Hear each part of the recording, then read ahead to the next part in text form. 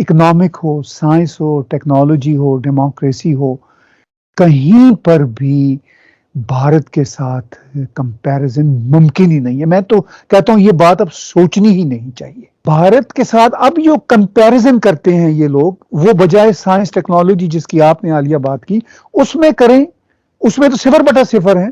دوسری طرف کمپیرزن کرنے کی کوشش کریں گے اور وہ کمپیرزن بھی غلط ہوتا ہے، ٹوٹلی غلط میرا ہوتا یہی ہے. تھا. یعنی شرم نہیں آتی. ایون کم ہو گئی، بہتر سے بہتر ترقیاں ہو رہی ہیں، اور یہ کمپیرزن کر رہے ہوتے ہیں اپنے لینس سے. یہی تھا کہ کمپیریزن اگر کرنا ہے تو ان چیزوں میں کیجئے کہ کہاں جی ان کی اکانومی پہنچی ہوئی ہے، ان کی آپ جمہوریت دیکھیے، آپ ان کی ٹیکنالوجی، اسپیس، یہ سب وہ کہاں پہنچ گئے اس میں. آج کی اس ویڈیو میں پاکستان میڈیا میں بات ہو رہی ہے بھارت اور پاکستان کی تلنا کے بارے میں، جس پر پاکستان میڈیا کے پینلسٹ نے کھلے عام اپنی بے باک رائے رکھی ہے کہ اب پاکستان کو بھارت کے ساتھ تلنا کرنے کے بارے میں سوچنا بھی نہیں چاہیے، کیونکہ اب ایسا ایک بھی مورچہ نہیں بچا ہے جہاں پر پاکستان بھارت کے ساتھ مقابلہ کرنے کی بھی اوقات میں رہا ہو. اکنومی ہو، ڈیفینس ہو، ایجوکیشن ہو، کوئی بھی مورچہ آپ لے لیجئے، بھارت پاکستان سے بہت ہی زیادہ آگے جا چکا ہے. پاکستان آج کی تاریخ میں بھارت سے صرف اور صرف ایک مورچے پر آگے ہے، اور وہ ہے آتنکواد، اور اس پر تو شاید دنیا میں اس کے پاس کوئی کمپٹیشن نہیں ہے. کل ملا کر دوستو پاکستان میڈیا کا بھی یہی ماننا ہے کہ پاکستان اب ایک فیلڈ اسٹیٹ ہے، اور آنے والے سمے میں بھی پاکستان کے لیے کوئی بھی امید نہیں بچی ہے، کیونکہ پاکستان میں جہادی سوچ ہر گھر گھر میں گھس چکی ہے. اس کی وجہ سے آنے والے سمے میں بھی پاکستان صرف اور صرف نیچے کی اور ہی جانے والا ہے. آج کی اس ویڈیو میں آپ دیکھیں گے کہ پاکستان میڈیا کو پاکستان کے بھوشیہ کو لے کر بھی کوئی بھی امید نہیں بچی ہے. اسی بات کو لے کر پاکستان میڈیا میں اور بھی کیا چرچا ہو رہی ہے وہ دیکھنے کے لیے شروع کرتے ہیں اس ویڈیو کا اگلا. پوری دنیا میں اس وقت ایک شدید قسم کی بدنامی کا اور شرمندگی کا سامنا ہے. یہ تو ہم رونا روتے ہی رہتے ہیں کہ بھائی یہ کیا ہو رہا ہے، اور میں تو جس طرح میں تو یہ سمجھتی ہوں کہ مجھے تو کوئی روشنی کی کرن نظر نہیں آ رہی آگے. مستقبل تو مجھے یہ لگ رہا ہے کہ ایسا ہی، اس سے بھی مزید بدتر ہوتا ہوا دکھائی دے رہا ہے. لیکن جو FATF کا معاملہ ہے، اور آپ جانتے ہیں پہلے فرانس کے ساتھ جو معاملہ رہا، جس طریقے سے جب پہلے TLP نے ایک جلوس نکالا اور جو کچھ ہوتا رہا، جلاؤ گھراؤ، اور کہا گیا ان کے ایمبیسیڈر کو، تو وہ کیا اس کے اوپر ریئیکشن دیں گے؟ یہ والے کنٹریز کے جن کے پاس اتھارٹیز ہیں، وہ کوئی خدا نہ خواستہ پاکستان پر کوئی ایسا تو نہیں کچھ ریئیکشن دیں گے کہ جس سے ہم مزید مسئلے میں پڑ جائیں؟ پہلے IMF کے شکنجے میں پھنسے ہوئے ہیں ہم. دیکھیے بات یہ ہے کہ یہ ایک ڈیفرنٹ موضوع ہے، لیکن میں نہیں سمجھتا کہ پاکستان IMF کے شکنجے میں پھنسا ہوا ہے. پاکستان اپنے شکنجے میں خود پھنسا ہوا ہے، چونکہ IMF جو ہے وہ انٹرنیشنل مانیٹری فنڈ ہے جس کے کنٹریبیوٹرز پوری دنیا کے کنٹریز ہیں. ایون پاکستان بھی اس کا کنٹریبیوٹر ہے، اپنی اپنی اکنامک حیثیت کے مطابق سب اس میں کچھ نہ کچھ حصہ ڈالتے ہیں. ہو سکتا ہے پاکستان 0.1% ڈالتا ہو اس میں حصہ، لیکن ظاہر ہے امیر ملک اس میں زیادہ حصہ ڈالتے ہیں. جو کچھ پاکستان نے اب تک اکنامک میس کیا ہے، IMF تو اس اکنامک میس کے سلسلہ میں پاکستان کو کڑی شرائط دے رہا ہے نا. عمران خان ہی تھے جو اقتدار میں آنے سے پہلے دعوے کیا کرتے تھے کہ وہ IMF کے پاس نہیں جائیں گے، وہ ایک لات ماریں گے اور فلاں کریں گے، ڈھیم کریں گے. اب وہی IMF کے سامنے گھٹنے ٹیک کے بیٹھے ہوئے ہیں نا. تو بہرحال یہ ہے کہ آف کورس IMF اپیرنٹلی یا ورلڈ بینک اپیرنٹلی تو پاکستان کے ہیومن رائٹس کے ایشوز کو زیر بحث نہیں لاتا. صرف FATF ہے جو منی لانڈرنگ اور ٹیررزم سے ریلیٹڈ جو منی لانڈرنگ ہے پریسائزلی اس کو ملحوظ خاطر رکھتا ہے. اس کی وجہ سے پاکستان گرے لسٹ میں پھنسا ہوا ہے. اب مطلب پاکستان فرض کیجئے گرے لسٹ میں ابھی تو ہے، بلیک میں بھی چلا جاتا ہے، کیا فرق پڑے گا؟ جب تک پاکستان کی اپنی اکانومی اٹ سیلف ٹھیک نہیں ہوتی تب تک تو پاکستان چاہے وہ وائٹ میں ہی آ جائے، گرے سے نکل کے باہر بھی آ جائے پھٹک کے، کیا فرق پڑے گا جب تک آپ نے اپنے حالات ہی ٹھیک نہیں کرنے. اچھا اب یہ جو اس طرح کے واقعات ہیں اس سے انڈائریکٹ ضرور اثر پڑتا ہے ورلڈ بینک، IMF اور جو اس کے پیچھے بڑے بڑے سٹیک ہولڈر ہیں، جو کنٹریز ان کے سب سے بڑے کنٹریبیوٹرز ہیں. Of course number 1 United States of America ہے، پھر یورپین یونین ہے. تو وہ ظاہر ہے آف کورس وہ پیچھے تو یہ باتیں چلتی ہیں کہ بھئی دیکھیے یہ اس کنٹری میں کیا ہو رہا ہے، اور اوپر سے ان کا اکنامک حال بھی اتنا برا ہے. تو وہ فیصلے تو اپیرنٹلی اکنامک سچویشن پہ کر رہے ہیں کہ بھئی آپ کی اکنامک سچویشن بری ہے. وہ تو یہ باتیں ابھی زیر بحث نہیں لا رہے، مگر فرق ان چیزوں کا فرق تو پڑتا ہے.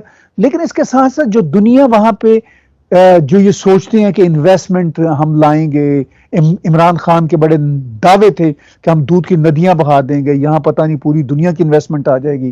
وہ یہ بھی کہتے تھے $200 بلین ہم پاکستان کا کوٹ ان کوٹ جو لوٹا ہوا ہے واپس لے آئیں گے. وہ $200 ملین نہیں لا سکے، چونکہ سب یہ ان کے ببل دعوے تھے. تو میرا مقصد یہ ہے کہ ان واقعات کی روشنی میں کون ہوش مند شخص یا کارپوریشن پاکستان میں انویسٹ کرنا چاہے گا؟ کوئی سینسیبل پاکستانی جو اب پاکستان سے باہر بستا ہے اور جس کے پاس کوئی تھوڑے بہت پیسے بھی ہوں، وہ بھی سوچے گا کہ بھئی ان حالات والے ملک میں جا کے میں نے پیسہ لگانا ہے، وہاں گھر خریدنا ہے یا کوئی بزنس کرنا ہے. وہ بھی کچھ سینسیبل آدمی تو نہیں سوچے گا. لیکن یہ وہ واقعات ہیں، میں یہ سمجھتا ہوں کہ پاکستان اپنی بدنامی کے حوالے سے یا پاکستانی اپنی بدنامی کے حوالے سے فکر کرنا بند کرتے ہیں. اس پہ کوئی زیادہ تشویش نہ کریں. سوچیں کہ انہوں نے جو اپنے ہی ملک کا حال کر دیا ہے، جو ملک وہ آسمان تک لے کے جانا چاہتے تھے، آج بھی وہ بلند و بانگ دعوے کرتے ہیں، وہ کیسے پتال تک پہنچا چکے ہیں اور کیسے وہ ملک خود ان کے رہنے کے ہی قابل نہیں رہا. ابھی جو خبر آئی 2 دن پہلے کہ جناب سی ای اوز جو پوری دنیا کے ہیں، بڑی ٹیک کمپنیز کے، وہ بھارت سے ہیں، انڈیا کے جو ہیں رول کر رہے ہیں پوری ٹیک کمپنیز پر. ہمارے جو ہے وہ اسپیس ٹیکنالوجی سائنس تو کہیں دور دور تک نظر نہیں آتا. اور پھر یہ والے واقعات، مطلب اس طرح کا مائنڈ سیٹ کہاں اسپیس ٹیکنالوجی اور ہم نے لگانے کی کوشش ہی نہیں کی. تو اس کا مطلب ہم یہ سمجھیں کہ اگلے 10 20 50 سال تک ہمارا کوئی ارادہ نہیں ہے اور نہ ہم یہ والی قوم نکل کے اس طرف جا سکتے. دیکھیے جی، کوئی ایسی سچویشن تو نہیں ہے. آپ نے بھارت کے ساتھ کمپیریزن کی بات کی، یہ ایک بڑا سینسٹیو مسئلہ ہے. اکنامک ہو، سائنس ہو، ٹیکنالوجی ہو، ڈیموکریسی ہو، کہیں پر بھی بھارت کے ساتھ کمپیریزن ممکن ہی نہیں ہے. میں تو کہتا ہوں یہ بات اب سوچنی ہی نہیں چاہیے. اس بات پہ کوئی آبسیشن ہی نہیں رکھنا چاہیے. میں سوشل میڈیا پہ دیکھ رہا ہوں ہمارے ایون جو کوٹ ان کوٹ سو کالڈ لبرل ہیں، وہ بڑی مزے کی بات کر رہے ہیں اسی سیالکوٹ کے افسوسناک واقعے کے تناظر. وہ کہہ رہے ہیں جی اب ساؤتھ ایشیا میں بہت ہی افسوسناک واقعات ہو رہے ہیں کہ دیکھیے بھارت میں بھی اس طرح کے واقعات ہوتے ہیں. یعنی وہ اب برابری کر رہے ہیں یہ کہہ کے کہ جی وہ برابری ادھر تو ممکن نہیں ہے کہ ترقی و کامرانی کی طرف کوئی برابری کی بات ہو. وہ یہ کہتے ہیں بھارت میں بھی واقعات ہوتے ہیں، بھی شامل ہیں. مودی صاحب کی دوسری سرکار جا رہی ہے. اب آپ دیکھ لیجئے کہ 7 سال میں جو وہاں پہ 4 واقعات جو بتائے جاتے ہیں، 4 سال میں 1.4 بلین کی پاپولیشن کے کنٹریز میں، اور ان کو اتنا اچھالا جاتا ہے کہ جی او اچھا جی پاکستان بھی برابر ہے، اب بھارت بھی برابر ہے. برابری کرنی ہے نا ان کو ہر معاملے میں. تو وہ یہ اچھا وہ جو 3-4 واقعات ہیں وہ میں نے پوری جرنلسٹک تحقیقات کی، بھارت میں ہمارے جو ٹیلی ویژن کے نمائندے ہیں ان کے ذریعے تحقیقات کی، اور بڑا اس پہ آپ بھی تحقیقات عالیہ کر لیجئے اور یہ جو لبرل ہیں یہ بھی تحقیقات کر لیں. سوائے ایک واقعے کے اس میں پہلی بات یہ کہ حکومت کی کسی قسم کی کوئی سرپرستی شامل نہیں ہوتی. وہ سب لوکل ایشوز ہوتے ہیں، لوگوں کے لوکل جھگڑے ہوتے ہیں جو بھارت میں ایسے چند ایک واقعات ہوئے ہیں. ایون اگر آپ یاد کریں جو بھارت کی پچھلی سرکاریں تھیں بی جے پی کی اس سرکار سے پہلے، تب تو کمیونل وائل ہوتا تھا. اس سرکار نے بھارت میں کوئی ایسا واقعہ نہیں ہے. میرے اپنے مسلمان جو بھارت میں دوست ہیں، میں ہزاروں کو ڈائریکٹلی یا انڈائریکٹلی جانتا ہوں، ان سے میری بات چیت بھی ہوتی ہے، رابطہ بھی رہتا ہے سوشل میڈیا پہ. کوئی ایسا واقعہ بھارت میں نہیں ہوتا جس کو پولیٹیکل پارٹیز، دیکھیے لبیک یا رسول اللہ پاکستان کی پولیٹیکل پارٹی ہے، جس کو اس کی اوپن سپورٹ. وہ پاکستان کی پولیٹیکل پارٹی تو کہتی ہے کہ فرانس کے سفیر کو نکال دو، ان کی ایمبیسی کو بند کر دو، اور حکومت نے ان کے ساتھ معاہدہ کیا کہ ہاں ٹھیک ہے ہم آپ کی بات کو مانیں گے. یہی معاہدہ ہوا تھا نا. پھر بعد میں حکومت نے کہا کہ جی یہ ممکن نہیں ہے پریکٹیکلی ہمارے لیے. بھارت کے ساتھ اب جو کمپیریزن کرتے ہیں یہ لوگ، وہ بجائے سائنس ٹیکنالوجی جس کی آپ نے عالیہ بات کی اس میں کریں، اس میں تو 0/0 ہیں. دوسری طرف کمپیریزن کرنے کی کوشش کریں گے اور وہ کمپیریزن بھی غلط ہوتا ہے، ٹوٹلی غلط ہوتا ہے. یہی تھا کہ کمپیریزن اگر کرنا ہے تو ان چیزوں میں کیجئے کہ کہاں ان کی اکانومی پہنچی ہوئی ہے، ان کی آپ جمہوریت دیکھیے, آپ ان کی ٹیکنالوجی, اسپیس, یہ سب وہ کہاں پہنچ گئے, اس میں کمپیریزن کریں. دیکھیے اس میں ہی صرف کافی نہیں ہے ڈیموکریسی.